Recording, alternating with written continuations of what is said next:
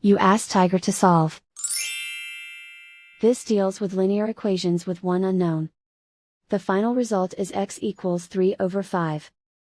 Let's solve it step by step. Group all x terms on the left side of the equation. Subtract 3x from both sides. Simplify the arithmetic. Group like terms. Simplify the arithmetic. Isolate the x. Divide both sides by -5.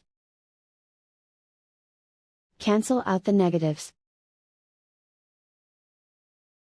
Simplify the fraction.